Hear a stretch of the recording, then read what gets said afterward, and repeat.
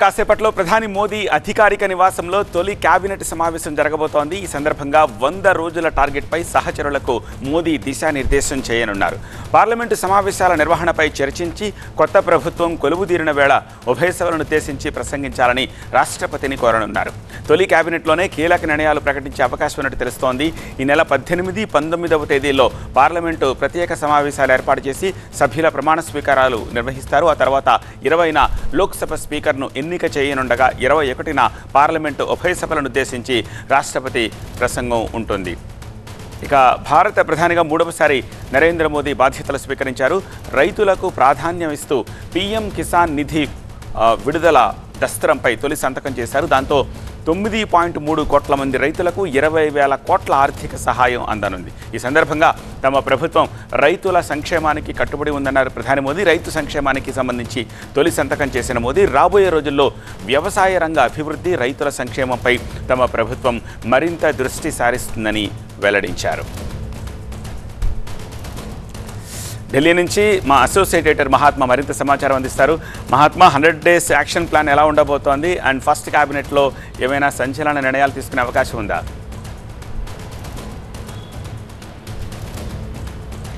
ప్రధానమంత్రి మూడోసారి ప్రధానమంత్రిగా ప్రమాణ స్వీకారం చేసిన తర్వాత జరుగుతున్న మొట్టమొదటి కేబినెట్ సమావేశం ఇది. ఈ కేబినెట్ సమావేశానికి 30 మంది మంత్రులు నిన్న ప్రమాణ స్వీకారం చేసిన వారంతా కూడా హాజరవుతున్నారు.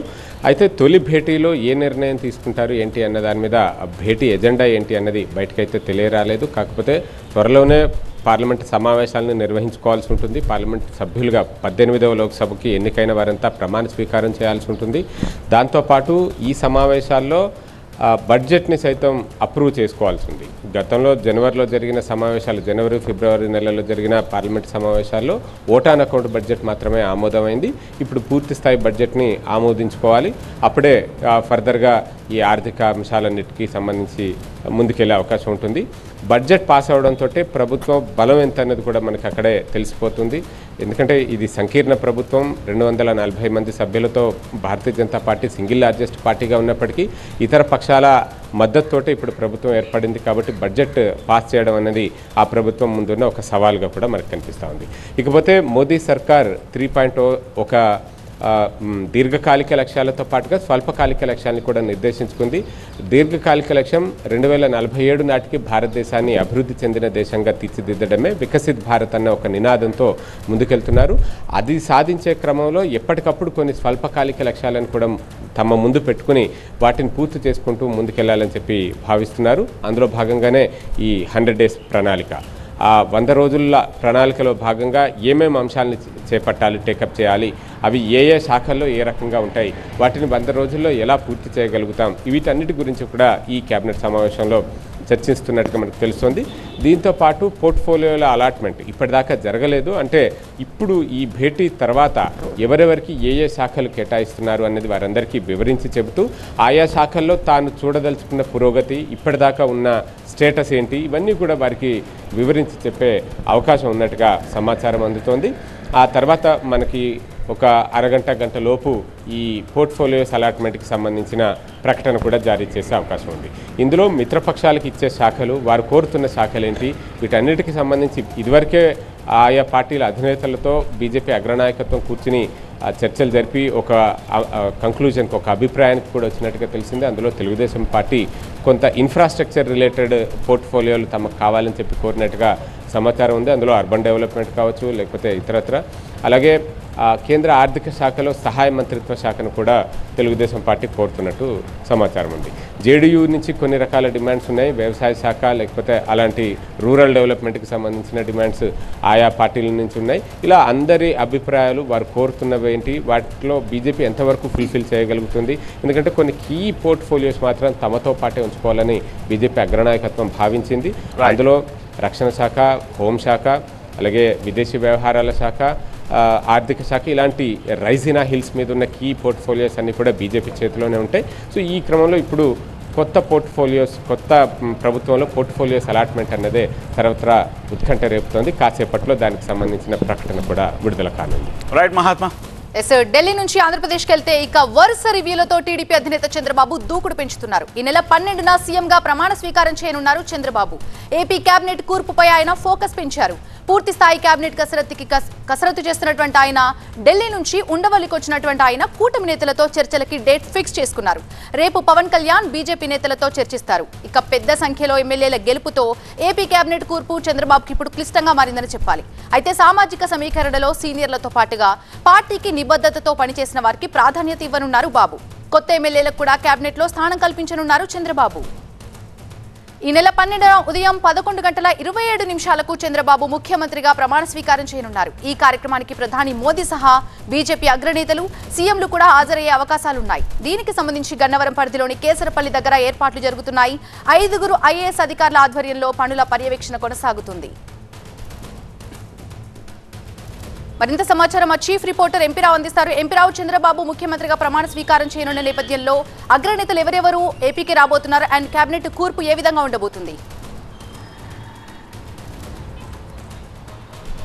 సో ఎల్లుండి ఉదయం 11:27 ముఖ్యమంత్రిగా చంద్రబాబు ప్రమాణ స్వీకారం చేయబోతున్నారు. ఆ ప్రమాణ స్వీకారానికి ఒకవైపు చకచక ఏర్పాట్లు జరుగుతూ ఉంటే మరోవైపు ఆ ప్రమాణ స్వీకారం ముఖ్యమంత్రితో పాటుగా మంత్రులు కూడా ప్రమాణ స్వీకారం చేస్తారు. కాబట్టి మంత్రివర్గంలో ఎవరెవరిని తీసుకోవాలనే దానికి సంబంధించి ఉండవల్లి నివాసంలో చంద్రబాబు కసరత్తు ఒకవైపు జరుగుతుంది. మరోవైపు రేపు కూటమి పక్షాల ఎమ్మెల్యేలతో కూడా పార్టీ నేతలు కూడా సమావేశమై గవర్నర్ని కూడా కలవబోతున్నారు. సో ముందుగా ఏర్పాట్లకు సంబంధించి చూసినట్లయితే కేసరపల్లిలో మొత్తం 14 ఎకరాల విస్తీర్ణంలో సభా వేదికతో పాటుగా మొత్తం ప్రాంగణాన్ని అంతా కూడా ఏర్పాటు చేస్తున్నారు. ప్రధాని నరేంద్ర మోడీ, అమిత్ షాతో పాటుగా బీజేపీ అగ్రనేతలు అలాగే పలు రాష్ట్రాల ముఖ్యమంత్రులు కూడా చంద్రబాబు ప్రమాణ స్వీకారానికి హాజరు కాబోతున్నారు. మొత్తం దీనికి సంబంధించి శరవేగంగా ఏర్పాట్లు జరుగుతున్నాయి. 5 ఐఏఎస్ అధికారుల సమక్షంలో ఏర్పాట్లన్నీ కూడా జరుగుతున్నాయి. మొత్తం 2.5 ఎకరాల్లో వీవీఐపీలతో పాటుగా సభా వేదిక ఏర్పాటు చేస్తున్నారు. మిగిలినటువంటి 11.5 ఎకరాల విస్తీర్ణంలో కూడా పార్టీ నేతలు, పార్టీ కార్యకర్తలు కూడా అందరూ కూడా అక్కడ సీటింగ్ అయ్యే విధంగా కూడా దాదాపుగా 1,50,000 మంది సీటింగ్ ఉండే విధంగా కూడా అక్కడ సభా స్థలాన్ని ఏర్పాట్లు కూడా చేస్తున్నారు. దీనికి సంబంధించి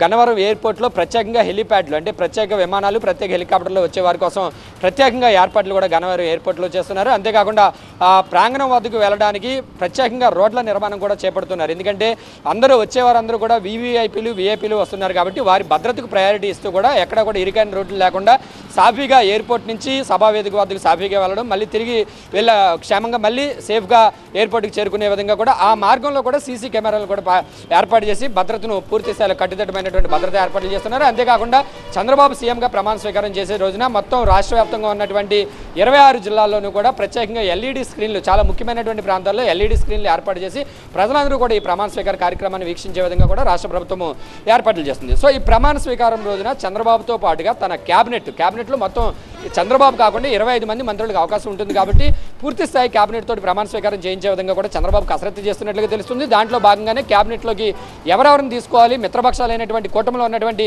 జనసేనకు ఎంతమందికి అవకాశం ఇవ్వాలి, బీజేపీ నుంచి ఎంతమందికి అవకాశం ఇవ్వాలి అనే దాని మీద ప్రస్తుతం చంద్రబాబు ఉండవల్లి నివాసంలో కసరత్తు చేస్తున్నారు. అయితే పవన్ కళ్యాణ్కి మాత్రం జనసేన అధినేత పవన్ కళ్యాణ్కు డిప్యూటీ సీఎం పదవి ఇస్తారని చెప్పేసి ప్రచారం జరుగుతుంది. డిప్యూటీ సీఎంతో పాటుగా ఆయనకు హోంమంత్రి పదవి ఇస్తారని చెప్పి కూడా పెద్ద ఎత్తున ప్రచారం జరుగుతుంది. మరి దీంట్లో వాస్తవాలు ఏంటి, నిజంగానే ఆయనకు డిప్యూటీ సీఎం ఇస్తున్నారా లేదా అనేది ఎల్లుండి వరకు కూడా సస్పెన్స్ గానే ఉంటుంది. కానీ పార్టీ వర్గాల్లో మాత్రం దీని మీద అయితే విస్తృతమైనటువంటి చర్చ జరుగుతుంది.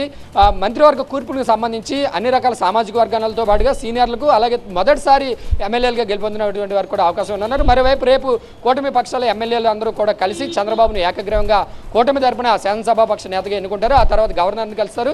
గవర్నర్ చంద్రబాబును ప్రభుత్వ ఏర్పాటుకు చంద్రబాబును గవర్నర్ కూడా ఆహ్వానిస్తారు. సో ఈ మొత్తం ప్రక్రియ అంతా కూడా రేపు జరగనుంది. మొత్తం మీద అయితే ఎల్లుండి చంద్రబాబుతో పాటుగా మంత్రులందరూ కూడా ప్రమాణ స్వీకారం చేసే విధంగా కూడా చంద్రబాబు ఇప్పుడు ప్రస్తుతం మంత్రివర్గ కూర్పునకు సంబంధించి ఉండవల్లి నివాసంలో కసరత్తు చేస్తున్నారు. థాంక్యూ ఎంపీరావు. మరోవైపు వైసీపీ అధినేత జగన్ 3 రోజులుగా సమీక్షలు నిర్వహించారు.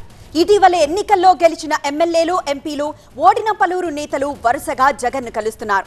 తాజాగా మాజీ మంత్రి బొత్స, వంగా గీత, పలువురు మాజీ ఎమ్మెల్యేలు జగన్ను కలిశారు. ఈ సందర్భంగా ఎమ్మెల్యేలు, ఎంపీలు ముఖ్య నేతలతో ఓటమిపై కారణాలను విశ్లేషించారు. ఎన్నికల్లో దారుణ ఓటమికి గల కారణాలేంటి, ఎక్కడ తప్పిదం జరిగింది, వైసీపీని ఓడించిన విధానాలేంటి, ఓటర్లను ప్రభావితం చేసిన అంశాలేంటి, ఇలా పలు విషయాలపై తాడేపల్లి క్యాంప్ కార్యాలయంలో జగన్ సమీక్షలు నిర్వహిస్తున్నారు. మరింత సమాచారం మా ప్రతినిధి వసంత్ అందిస్తారు. వసంత్, 3 రోజులుగా సమీక్షలు జరుపుతున్నారు. పోస్ట్ మార్టంలో ఏం తేల్చారు?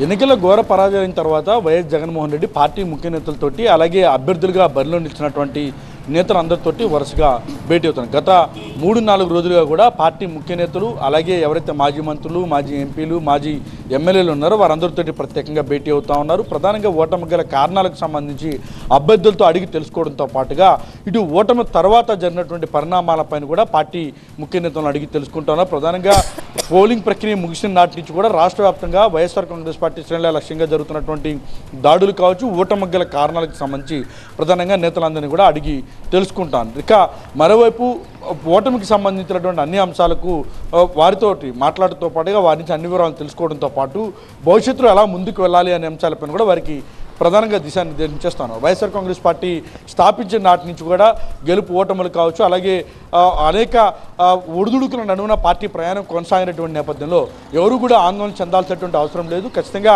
తాను అండగా ఉంటాను. ఖచ్చితంగా భవిష్యత్తులో రాబోయేటటువంటి రోజుల్లో ఇటు ప్రభుత్వంకి సంబంధించినటువంటి వైఫల్యాలపైన పోరాటం చేయడంతో పాటుగా రాబోయేటటువంటి రోజుల్లో అందరూ ఖచ్చితంగా ప్రజలకు అండగా నిలబడాల్సినటువంటి అవసరం ఉందంటూ కూడా వారికి నచ్చజెప్పే ప్రయత్నం చేస్తున్నారు. వారికి అధైర్యపడద్దంటూ కూడా సీఎం ఇటు వైసీపీ అధినేత జగన్మోహన్ రెడ్డి సూచిస్తున్నారు. మరోవైపు ఎక్కడెక్కడైతే నియోజకవర్గాల దాడులు జరుగుతూ ఉన్నాయో వాటికి సంబంధించి అభ్యర్థుల్ని అలాగే నియోజకవర్గాలకు సంబంధించిన ముఖ్య నేతలను కూడా జగన్మోహన్ రెడ్డి అడిగి తెలుసుకుంటూ ఉన్నారు. ప్రధానంగా రాష్ట్ర వ్యాప్తంగా చాలా నియోజకవర్గాల్లో గతంలో ఎన్నికలు జరిగినటువంటి తర్వాత హింస చెలరేగినా కూడా అక్కడక్కడ కార్యకర్తలకు మధ్య వివాదాలు చెలరేగినటువంటి ఘటనలు ఉన్నాయి. కానీ తాజాగా ఇటు గవర్నర్కి ఫిర్యాదు చేశారు, పోలీసులకు ఫిర్యాదు చేశారు. అయినప్పటికీ కూడా నియోజకవర్గాల వారీగా పార్టీ ముఖ్య నేతలు అభ్యర్థులుగా బరిలో దిగినటువంటి నేతల లక్ష్యంగా దాడులు జరుగుతున్నాయి, హత్యాయత్నాలు జరుగుతున్నటువంటి నేపథ్యంలో వాటన్నిటిపైన ఎలా ముందుకు వెళ్ళాలి అనేటువంటి అంశాలపైన కూడా నేతలకు దిశానిర్దేశం చేశారు. భవిష్యత్తులో వాటిని అరికట్టేందుకు ఏ రకంగా ముందుకు వెళ్ళబోతాం అనేటువంటి అంశాలపైన వారికి వివరించడంతో పాటుగా అందుకు సంబంధించి భవిష్యత్ కార్యాచరణ కూడా నేతలకు చెప్పినట్టుగా అయితే తెలుస్తా ఉంది. ఎస్ వసంత్. ఇక తెలంగాణలో కమిషన్ల విచారణల పర్వం జోరుగా కొనసాగుతోంది. నిన్న మొన్నటి వరకు ఎన్నికల హడావుడితో సైలెంట్ అయిన కమిషన్ ఎంక్వైరీలు ఇప్పుడు దూకుడు పెంచాయి. తాజాగా తెలంగాణ విద్యుత్ కొనుగోలు అవకతవకలపై జస్టిస్ నరసింహారెడ్డి కమిషన్ విచారణ వేగవంతం చేసింది. మాజీ సీఎండీ ప్రభాకర్ రావు, ఐఏఎస్ అధికారి అరవింద్ కుమార్ జస్టిస్ నరసింహారెడ్డి కమిషన్ ముందు విచారణకు హాజరయ్యారు. దీంతో ఛత్తీస్గఢ్ విద్యుత్ కొనుగోలు ఒప్పందంతో పాటు భద్రాద్రి, యాదాద్రి పవర్ ప్రాజెక్టులపై నరసింహారెడ్డి కమిషన్ విచారించింది. ఇక మాజీ సీఎండీ ప్రభాకర్ రావును కమిషన్ విచారణకు పిలవటం, అరవింద్ కుమార్ ను ప్రశ్నించడం ప్రాధాన్యం సంతరించుకుంది. అంతేకాదు కాళేశ్వరం ప్రాజెక్టు పైన జస్టిస్ చంద్రఘోష్ కమిషన్ న్యాయ విచారణను ముమ్మరం చేసింది. కాళేశ్వరం ప్రాజెక్టులోని 3 ఆనకట్టలకు సంబంధించిన ఎగ్జిక్యూటివ్ ఇంజనీర్లు Tirupati Rao, Yadagiri, Omkar Singh justice PC Ghosh commission ముందు హాజరు కావడంతో విచారించింది. ఆనకట్టల ప్లానింగ్, డిజైనింగ్, కన్స్ట్రక్షన్స్ తో పాటు అనేక ఇతర అంశాలపై విచారిస్తున్న justice PC Ghosh commission tail water, velocity అంశాలపై ఈఎన్సీలపై ప్రశ్నల వర్షం కురిపించింది. ఈఎన్సీ అనిల్ కుమార్, ఇరిగేషన్ అధికారుల నుండి మరిన్ని వివరాలు రాబట్టేందుకు ప్రయత్నిస్తోంది జస్టిస్ పీసీ ఘోష్ కమిషన్. మరోవైపు గొర్రెల పంపిణీ పథకం కుంభకోణంపై ఏసీబీ దర్యాప్తును వేగవంతం చేసింది. ఈ కేసులో 2 కస్టడీలోకి తీసుకున్నారు అధికారులు. ఇటీవల అరెస్ట్ అయిన రామచందర్ నాయక్, కళ్యాణ్ కుమార్ ను విచారిస్తున్నారు. 3 రోజుల కస్టడీకి కోర్టు అనుమతించడంతో నిందితులను చంచల్గూడ జైలు నుండి బంజారాహిల్స్ ఏసీబీ ప్రధాన కార్యాలయానికి తీసుకొచ్చారు అధికారులు. వీరిద్దరూ ఇచ్చే సమాచారం ఆధారంగా మరికొందరిని అరెస్ట్ చేసే అవకాశం ఉన్నట్టుగా తెలుస్తోంది. సో తెలంగాణలో ఈ విచారణల పర్వానికి సంబంధించి పూర్తి వివరాలు అందించడానికి మా ప్రతినిధి శ్రవణ్ సిద్ధంగా ఉన్నారు. Shravan, over to you. ఎన్నికల కోడ్ ముగిసిన తర్వాత పూర్తి స్థాయి పరిపాలన మీద దృష్టి సారించడం జరిగింది ప్రభుత్వం. ఇక ఎన్నికల కోడ్ ముందు నుంచే కూడా ఇటు కాళేశ్వరంలో జరిగిన అవకతవకలు ఉండొచ్చు, లేదంటే ఛత్తీస్గఢ్ విద్యుత్ కొనుగోలు అంశంలో అవకతవకలు జరిగాయని భావించిన ప్రభుత్వం న్యాయ విచారణకు 2 కమిషన్లు నియమించింది. కాళేశ్వరం న్యాయ విచారణకు జస్టిస్ పినాకి చంద్రఘోష్ అధ్యక్షతన, ఇలాగే ఛత్తీస్గఢ్ పవర్ పర్చేస్కి సంబంధించి జస్టిస్ ఎల్ నరసింహారెడ్డి అధ్యక్షన కమిషన్లను ఏర్పాటు చేసింది. 2 కమిషన్లు కూడా ఈ నెల 30 తారీఖులోగా న్యాయ విచారణ జరిపి వాస్తవాలను ప్రభుత్వానికి నివేదించాల్సి ఉంది. అయితే ఛత్తీస్గఢ్ పవర్ పర్చేస్కి సంబంధించిన కమిషన్ ఏదైతే ఉందో జస్టిస్ ఎల్ నరసింహారెడ్డికి సంబంధించిన కమిషను ఈ నెల ఆఖరులోగా అడుగున గడువులోగానే న్యాయ విచారణ జరిపి వాస్తవాలను ప్రభుత్వానికి అందించే అవకాశం ఉంది. కానీ ఈ కాళేశ్వరంకి సంబంధించిన పినాకి చంద్రఘోష్ కమిషన్ మాత్రం ఈ నెల 30లోగా పూర్తి విచారణ చేసి నివేదిక సమర్పించడంలో కాస్త అనుమానాలు అయితే తలెత్తుతున్నాయి. అంటే విచారణ మరింత సమయం కావాలని జస్టిస్ పినాకి చంద్రఘోష్ భావిస్తున్నారు. ఎందుకంటే అసలు విషయాలను, వాస్తవాలను తెలుసుకోకుండా గడువు అయిపోతుంది ఉందని తొందరపడి విచారణను పూర్తి చేసి నివేదికను సమర్పించలేము. కాళేశ్వరం ప్రాజెక్టు విషయంలో కూడా గడువు విధించుకొని ప్రాజెక్టు నిర్మించడం వల్లనే నాణ్యత లోపాలు ఏర్పడ్డాయనేది జస్టిస్ పినాకి చంద్రఘోష్ అభిప్రాయపడ్డారు. కాబట్టి ఇందులో ప్రతి అధికారిని కూడా క్షుణ్ణంగా పరిశీలించి అసలు నాణ్యతలో ఎక్కడ లోపాలు జరిగిన విషయాన్ని పూర్తిగా తేలాలంటే మాత్రం కూడా న్యాయ విచారణకు ఎక్కువ సమయం పట్టే అవకాశం ఉంది. కాబట్టి ఈ నెల 30 తారీఖులోగా కమిషన్ ఏదైతే విచారణ పూర్తి చేయాలనుకుందో దానికి మరింత సమయం పట్టే అవకాశం అయితే చాలా క్లియర్గా కనిపిస్తుంది. ఇక ఈ 2 కమిషన్లతో పాటు మరో సంచలనం సృష్టించిన స్కామ్ గొర్రెల స్కామ్. ఈ గొర్రెల స్కామ్కు సంబంధించి ఇప్పటికే పలు అరెస్టులు చేయడం జరిగింది. ఈ గొర్రెల పంపిణీ పథకంలో ఉన్న 2 అధికారులు అంటే మాజీ మంత్రి తలసాని శ్రీనివాస్ యాదవ్, ఓఎస్డి కళ్యాణ్తో పాటుగా కూడా ఇంకొక అధికారిని కూడా పశుసంవర్ధక శాఖ ఎండి రామచంద్ర నాయక్ వీళ్ళిద్దరిని కూడా అరెస్ట్ చేయడం జరిగింది. వారిని ఈరోజు ఉదయం 10 గంటలకు 3 రోజుల కస్టడీలోకి తీసుకున్నారు. అసలు స్కామ్ ఎలా జరిగింది, ఏ విషయం జరిగింది, ఎలా జరిగింది, నిధులు ఎక్కడి నుంచి ఎక్కడికి తరలించారు, రైతులకు డబ్బులు అందకుండా ఎవరికి చేతుల్లోకి వెళ్ళాయి, ఎటువంటి ఖాతాల్లోకి వెళ్ళాయి, ఇవన్నీ విషయాలు కూడా ఈ 3 రోజుల్లో పూర్తిగా సమాచారం సేకరించనున్నారు ఏసీబీ అధికారులు. ప్రస్తుత బంజారాహిల్స్ ఏసీపీ కార్యాలయంలో వీళ్ళిద్దరిని విచారిస్తున్నారు పోలీసులు. సో ఈ విధంగా చూసుకుంటే మొత్తం తెలంగాణలో ఇటు ఇరిగేషన్కి సంబంధించి, అటు విద్యుత్ కొనుగోలుకు సంబంధించి, గొర్రెల స్కామ్కు సంబంధించి, గత ప్రభుత్వ హయాంలో జరిగిన అవినీతికి సంబంధించి పూర్తి విచారణ జరిపేందుకు పలు కమిషన్లను అలాగే కమిటీలను వేసి విచారణ జరుపుతున్నారు. అవి అనుకున్న టైంలోగానే విచారణకు సంబంధించిన వాస్తవాలను ఒక నివేదిక రూపంలో ప్రభుత్వానికి సమర్పించిన తర్వాత దానిపైన ఎలాంటి న్యాయ విచారణ తీసుకోవాలనే విషయంలో, ఎటువంటి యాక్షన్స్ తీసుకోవాలనే విషయంలో ప్రభుత్వం నిర్ణయం తీసుకునే అవకాశం అయితే కనిపిస్తోంది. Right Shravan, thank you. రెడీగా మరొక ఎక్స్క్లూజివ్ వార్త. తెలంగాణ బీజేపీ అధ్యక్ష పీఠం ఎవరికనే అంశం రాజకీయ వర్గాల్లో ఉత్కంఠ రేపుతోంది. ప్రస్తుత తెలంగాణ బీజేపీ చీఫ్ కిషన్ రెడ్డి కేంద్ర మంత్రివర్గంలో మరోసారి చోటు దక్కించుకోవడంతో ఆయన్ని అధ్యక్ష పీఠం నుంచి తొలగించి కొత్త వారికి అవకాశం కల్పించనుంది అధిష్టానం. ఇప్పటికే ఈ విషయాన్ని కిషన్ రెడ్డి కూడా వెల్లడించారు. త్వరలో బీజేపీ అధ్యక్ష మార్పు ఉంటుందని కిషన్ రెడ్డి సంకేతాలు ఇచ్చిన సమయంలోనే ఢిల్లీలో అమిత్ షాతో ఈటెల రాజేందర్ భేటీ కావడం ఆసక్తికరంగా మారింది. తెలంగాణ బీజేపీ చీఫ్ రేసులో ఇటీవలే ఎంపీలుగా గెలిచిన ఈటెల రాజేందర్, డీకే అరుణ ఉన్నట్లుగా తెలుస్తోంది. అందులోనూ ఈటెల రాజేందర్కి అధ్యక్ష పీఠం దక్కే అవకాశం ఉన్నట్లుగా ప్రచారం జరుగుతోంది. అటు డీకే అరుణ సైతం తెలంగాణ బీజేపీ అధ్యక్ష పదవి కోసం గట్టిగానే ప్రయత్నాలు చేస్తున్నారు. మొత్తంగా తెలంగాణ బీజేపీ కొత్త సారథి ఎవరు అనే దానిపై జోరుగా చర్చలు సాగుతున్నాయి.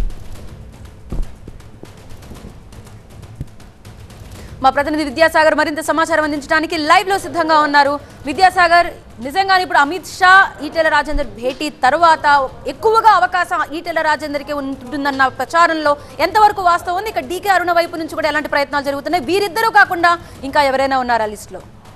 ఎస్, డెఫినెట్గా తెలంగాణ బీజేపీ రథసారథి ఎవరన్నదే ప్రస్తుతము తెలంగాణలో నెలకొన్నటువంటి రాజకీయ అవైటెడ్ న్యూస్ అని చెప్పాలి. డెఫినెట్గా కేంద్ర మంత్రులుగా కిషన్ రెడ్డి, బండి సంజయ్ ప్రమాణ స్వీకారం చేసిన తర్వాత మిగిలిన వారిలో ఎవరికి పార్టీ పగ్గాలు అప్పచెప్తారన్న దాని మీద పెద్ద ఎత్తున చర్చ జరుగుతుంది. దీంట్లో భాగంగానే ఈటెల రాజేందర్ ఎంపీగా పోటీ చేస్తున్నప్పటి నుంచి కూడా త్వరలోనే బీజేపీ రాష్ట్ర పగ్గాలు చేపడతాను, డెఫినెట్గా బీజేపీ రాష్ట్ర అధ్యక్ష పదవి తనకే వస్తుందన్నట్టుగా కూడా ఆయన సన్నిహితులంతా కూడా పెద్ద ఎత్తున చెబుతూ వస్తున్నటువంటి పరిస్థితి కనిపిస్తుంది. ఇప్పుడు కూడా ఎందుకంటే డీకే అరుణ, ఈటెల రాజేందర్, బండి సంజయ్, కిషన్ రెడ్డితో పాటు వీరు కూడా కేంద్ర మంత్రి పదవి కోసం పోటీ పడ్డవారే. కానీ ఆ రేసులో కిషన్ రెడ్డితో పాటు బండి సంజయ్ చోటు దక్కించుకోవడంతో ఇప్పుడు వీరిద్దరిలో ఒకరికి పార్టీ పగ్గాలు అప్పచెప్తారన్నటువంటి ప్రచారం అయితే జోరుగా సాగుతుంది. దానికి తగ్గట్టుగానే నిన్న కొంత ఇండికేషన్ ఇచ్చారు. డెఫినెట్గా ఈటెల రాజేందర్ను బీజేపీ రాష్ట్ర అధ్యక్షునిగా నియమించి లోకల్ బాడీ ఎన్నికలలో తమ సత్తా చాటాలని కూడా బీజేపీ హైకమాండ్ భావిస్తున్నటువంటి ఒక ఇండికేషన్ అయితే స్పష్టంగా ఇచ్చారు. ఈ నేపథ్యంలోనే ఈరోజు ఉదయం కేంద్ర మంత్రిగా ఉన్నటువంటి అమిత్ షాని, అదేవిధంగా కేంద్ర మంత్రి భూపేంద్ర యాదవ్ను ఈటెల రాజేందర్ కలవడం కూడా ఇందుకు కొంత బలం చేకూరుస్తుందని చెప్పవచ్చు. దాంతోపాటు ఏదైతే బీజేపీ రాష్ట్ర అధ్యక్ష పదవిని కనుక గత కొన్నేళ్ళుగా చూస్తే ప్రజాప్రతినిధిగా ఉన్నటువంటి వ్యక్తికే పార్టీ పగ్గాలు అప్పచెపుతూ వస్తున్నారు. దాంతోపాటు ముఖ్యంగా ఇటీవల కాలంలో ఎంపీగా ఎన్నికైన వారికి పార్టీని అప్పచెపితే డెఫినెట్గా వాళ్ళు పార్టీని బూస్టప్ చేస్తారు. రాష్ట్రంలో ఇప్పుడు ఏదైతే బీజేపీకి ఒక పాజిటివ్ వైబ్రెంట్ వేవ్ ఉందో దాన్ని మరింత బలంగా రాబోయేటువంటి లోక్సభ అసెంబ్లీ ఎన్నికల నాటికి అధికారంలోకి తీసుకురావడమే లక్ష్యంగా కూడా ఒక పని చేయాలి. కాబట్టి డెఫినెట్గా ప్రస్తుతం డీకే అరుణ, ఈటెల రాజేందర్ మధ్య పోటాపోటీ నెలకొంది. అయితే ఒకవైపు ఈటెల రాజేందర్ వైపు కొంత మొగ్గున్నట్టుగా కూడా ప్రచారం జరుగుతుంది. వాటన్నిటికీ కూడా ఈరోజు సాయంత్రం లేదా రేపు దానికి తెరపడేటువంటి అవకాశం ఉంది. ఒకవేళ లేదంటే కొంత క్యాబినెట్ కూర్పు, క్యాబినెట్ సమావేశాలు జరుగుతున్న నేపథ్యంలో దాని తర్వాత పార్టీ హైకమాండ్ ఒక స్పష్టమైనటువంటి ప్రకటన చేసే అవకాశం ఉందంటూ కూడా బీజేపీ వర్గాలు చెప్తున్నాయి. దీంతో ఏదైతే ఎంపీలుగా గెలిచినటువంటి ధర్మపురి అరవింద్ కావచ్చు, రఘునందన్ రావచ్చు, వీరు కూడా తాము కూడా పార్టీ యొక్క అధ్యక్ష పదవి కోసం వెయిట్ లిస్టులో ఉన్నాము, డెఫినెట్గా తాము కూడా సానుకూలంగా ఉంటుందన్నటువంటి ఒక ప్రకటన అయితే వస్తున్నప్పటికీ కూడా ముఖ్యంగా రేసులో మాత్రం డీకే అరుణ, ఈటెల రాజేందర్ పేరు వినిపిస్తుంది. త్వరలోనే దీని మీద బీజేపీ అధిష్టానం ఒక క్లారిటీ ఇవ్వడంతో పాటు గతంలో ఏదైతే లోక్సభ ఎన్నికల్లో 35% ఓట్లు దక్కించుకున్నారో దానికి ఏమాత్రం తగ్గకుండా లోకల్ బాడీ ఎలక్షన్లో కూడా సత్తా చాటితేనే రాబోయేటువంటి అసెంబ్లీ ఎన్నికల నాటికి డెఫినెట్గా ప్రస్తుత కాంగ్రెస్కి ప్రత్యామ్నాయ శక్తి తామే అని నిరూపించుకొని బీఆర్ఎస్ ప్లేస్ను బీజేపీ ఆక్యుపై చేస్తేనే అధికారం చేజిక్కించుకునే అవకాశం ఉంది కాబట్టి డెఫినెట్గా రాష్ట్రంలో ప్రభుత్వాన్ని ఏర్పాటు చేయాలంటే ఒక సత్తా ఉన్నటువంటి నేతకే ఈ యొక్క పార్టీ పగ్గాలు అప్పజెప్పాలన్నటువంటి యోచనతో కూడా బీజేపీ అధిష్టానం ఉన్నట్టుగా తెలుస్తుంది. దానికి తగ్గట్టుగానే పెద్ద ఎత్తున కసరత్తు చేసిన తర్వాతే ఈటెల రాజేందర్ లేదా డీకే అరుణకి ఎవరో ఒకరికి పార్టీని యొక్క సంబంధించి అధ్యక్ష పదవిని అయితే కట్టబెట్టేటువంటి అవకాశం అయితే స్పష్టంగా కనిపిస్తుంది. సన్నిహితులు మాత్రం పెద్ద ఎత్తున ఈటెల రాజేందర్కు మరికొద్ది రోజుల్లోనే ప్రకటన అయితే చేస్తారు. ఆ దిశగానే అడుగులు పడుతున్నాయంటూ కూడా ఢిల్లీ నుంచి అందుతున్నటువంటి సమాచారం.